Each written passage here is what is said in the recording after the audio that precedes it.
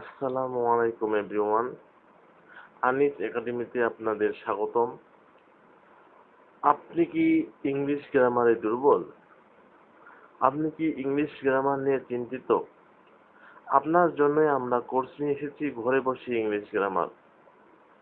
আমাদের কোর্সের ভিডিও সংখ্যা 310টি, যা দেখে আপনি বেসিক টু অ্যাডভান্স সম্পর্কে বিস্তারিত জানতে পারবেন এবং প্রতিটি ভিডিও দেখা শেষ করে আপনি সেই ভিডিওর উপরে এক্সাম দিতে পারবেন।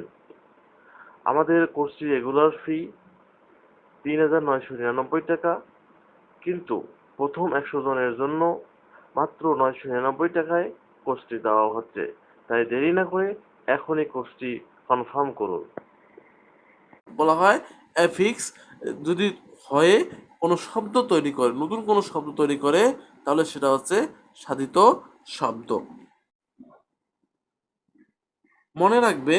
মনে রাখা যেটা জরুরি সেটা হচ্ছে একটি মাত্র লেটার দ্বারা ওয়ার্ড হয়ে থাকে, যেমন আই এ।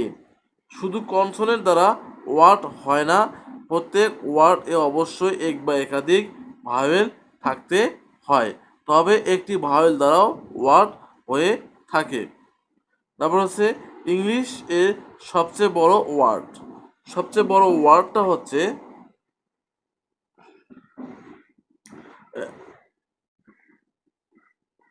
নিউমোনো আল্ট্রামাইক্রোস্ফি silico volcano কোনিওসিস। তাহলে নিউমোনো আল্ট্রামাইক্রোস্পি সিলিকো ভলকানো কোনিওসিস। এটি ফুসফুস রোগের নাম। ইংলিশের সবচেয়ে ছোট ওয়ার্ড হচ্ছে আই এ। I A. আর এই আই হচ্ছে কিন্তু ভাওয়েল এবং এও হচ্ছে ভাওয়েল। তার মানে ভাওয়েল ছাড়া কোনো দিনও ওয়ার্ড তৈরি হতে পারে না।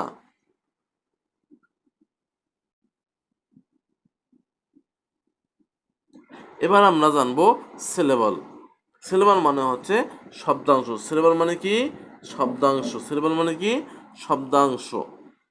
উচ্চারণের সুবিধার্থে কোনো ইংলিশ ওয়ার্ড বা শব্দের যতটুকু অংশ একবারে উচ্চারণ করা যায় তাকে সিলেবল বা শব্দাংশ বলে।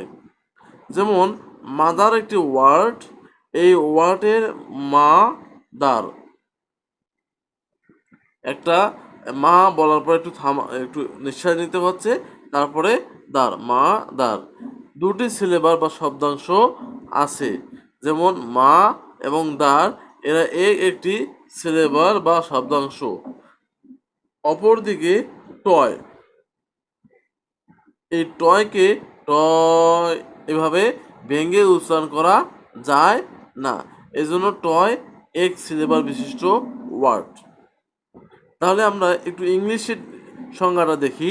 সেটা হচ্ছে syllable is a part of a word. Syllable একটি ওয়ার্ডের অংশ, একটি শব্দের অংশ, হুইচ যা is pronounced at a time, যেটি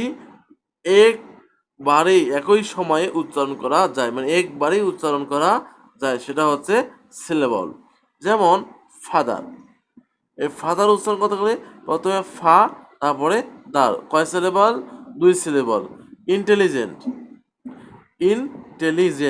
তাহলে ইনটেলিজেন্ট, এটা উচ্চারণ করতে গেলে 3 বার আমাকে ধাপে ধাপে উচ্চারণ করতে হচ্ছে। আগে প্রথমে ইন, তারপর টেলি, তারপরে জেন্ট, ইনটেলিজেন্ট। তারপর হচ্ছে আমব্রেলা, প্রথমে হচ্ছে আম, তারপর ব্রে, তারপরে লা, এটা হচ্ছে 3 সিলেবল। তারপর হচ্ছে বয়, এটা হচ্ছে একবারে উচ্চারণ হচ্ছে, এটা হচ্ছে 1 সিলেবল। কাউ, একবারে উচ্চারণ হচ্ছে, এজন্য এটা হচ্ছে 1 সিলেবল।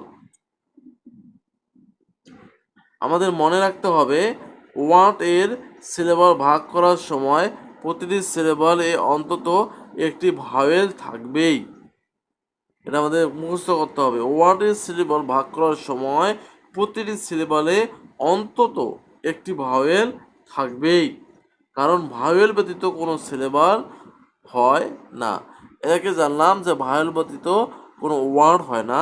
এখন আমরা জানতে পারলাম যে ভাওয়েল ব্যতীত কোনো সিলেবলও হয় না। সিলেবল এর কাজ উচ্চারণে সাহায্য করা। সিলেবল ভাগ করার সময় প্রতি অংশের মাঝে প্লাস চিহ্ন দিতে হয়। এবার আমরা পরের পৃষ্ঠায় আসি, দেখি কি বলছে।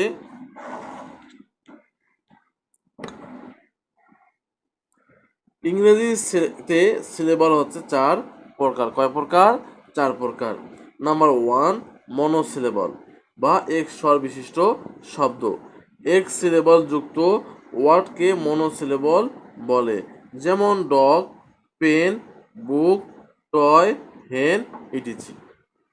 এগুলো একবারেই উচ্চারণ করা যাচ্ছে, যার কারণে এগুলো হচ্ছে মনোসিলেবল। হচ্ছে ডাই সিলেবল বা 2 স্বর বিশিষ্ট শব্দ। 2 সিলেবল যুক্ত ওয়ার্ডকে ডাই সিলেবল বলে, যেমন ব্রাদার, ব্রা যোগ দার, সিস্টার, সিস যোগ টার, ডক্টর, ডগ যোগ টর। ঠিক আছে, এরপরে হচ্ছে ট্রাই সিলেবল বা 3 স্বর বিশিষ্ট সিলেবল।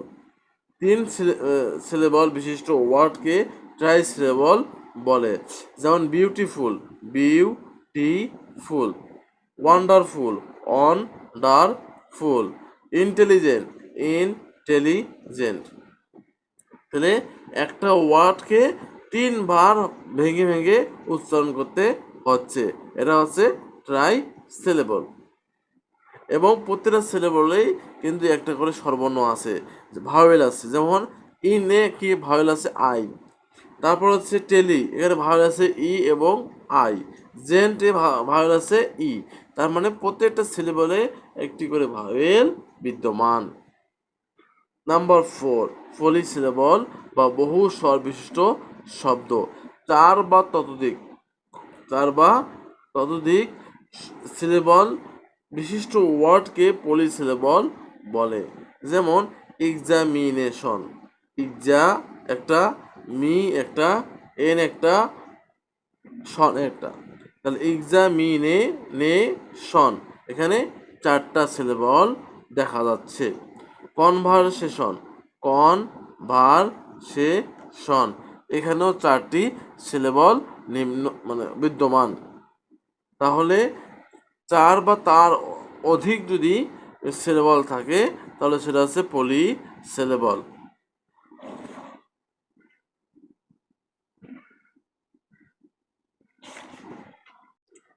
তাহলে কোনো ইংলিশ গ্রামার বিদদের মতে সিলেবালকে 2 ভাগে ভাগ করা যায়। সিলেবালকে কয় ভাগে ভাগ করা যায়? এটা তো আমরা প্রকারভেদ পাইলাম, এবার আমরা ভাগ করব কয় ভাগে? 2 ভাগে। এটা হচ্ছে ওপেন সিলেবল, এটা হচ্ছে ক্লোজ সিলেবল। এটা হচ্ছে স্বরাক্ষর, এটা হচ্ছে হসাক্ষর। ওপেন সিলেবল হচ্ছে ওয়ার্ডের যে অংশ টেনে পড়া যায়, ওয়ার্ডের যে অংশগুলো টেনে পড়তে হয় বা যে ওয়ার্ডগুলোর মধ্যে একটু টান থাকে, সেই সিলেবলগুলোকে ওপেন সিলেবল বলে। যেমন ফ্যামিলি, ফ্যামিলি টান আছে। Lady, lady. তারপর পটেটো, পটেটো, এই যে একটা টান আছে, এই টানের কারণে এটা হচ্ছে ওপেন সিলেবল। আর ক্লোজ সিলেবল হচ্ছে ওয়ার্ডের যে অংশ টেনে পড়া যায় না বা ওয়ার্ডের যে অংশগুলো টানার প্রয়োজন হয় না, ডাইরেক্ট মুখ থেকে বের হয়ে আসে, তাহলে এবং উচ্চারণের সময় থেমে যায়, মানে একবারে শেষ হয়ে যায়, সেটা হচ্ছে ক্লোজ সিলেবল। যেমন ইক, এখানে কোনো ই এরকম টান নেই। ম্যান, টান নেই। বল, ক্যাট, ডগ, পেট, এগুলো হচ্ছে ক্লোজ সিলেবল। তাহলে আমাদের যে এক্সারসাইজ আছে সেটি আপনারা সমাধান করে অবশ্যই আমাদের গ্রুপে দিয়ে দিবেন। আমাদের হোয়াটসঅ্যাপ গ্রুপ আছে, সেই গ্রুপে আপনারা দিবেন। আপনাদের কোনটা সঠিক হয়েছে এবং কোনটা ভুল হয়েছে সেটা আমরা আপনাদের জানাই দেব। আর আমাদের গ্রুপে অ্যাড হওয়ার জন্য অবশ্যই আমাদের কোর্সটি ক্রয় করতে হবে। কোর্সের মূল্য মাত্র হচ্ছে 999 টাকা। আর আপনারা যদি কোর্স না কিনে ফ্রি ক্লাস করতে চান তাহলে আমাদের YouTube channel Anis academy subscribe করে রাখতে হবে এবং বেল আইকনটি চাপ দিয়ে রাখতে হবে, যাতে আপনারা যে কোনো ক্লাসের ভিডিও আপলোড করার সঙ্গে সঙ্গে আপনাদের কাছে নোটিফিকেশন চলে যায়। এছাড়াও আমাদের ফেসবুকে পেজ আছে আনিস একাডেমি, সেটি ফলো করে রাখতে হবে, সেখানেও আপনারা আমাদের এই ভিডিওগুলো নিয়মিত পেয়ে যাবেন। আর যারা কোর্স কিনবেন বা কোর্সের সুবিধা হচ্ছে, এই বইয়ের যে পিডিএফ আছে সেই পিডিএফটা পেয়ে যাবেন, এক্সারসাইজগুলো পেয়ে যাবেন এবং কুইজের শিট পেয়ে যাবেন। আপনারা কুইজ দিতে পারবেন এবং কুইজ দেওয়ার পরে সেটার স্ক্রিনশট বা ছবি তুলে আপনারা হোয়াটসঅ্যাপ গ্রুপে দিবেন। আমরা সেটার কতটুকু আপনারা সমাধান করতে পেরেছেন এবং কোথায় ভুল হয়েছে বিস্তারিত দিয়ে আপনাদেরকে আমরা হোয়াটসঅ্যাপ গ্রুপে জানিয়ে দেব।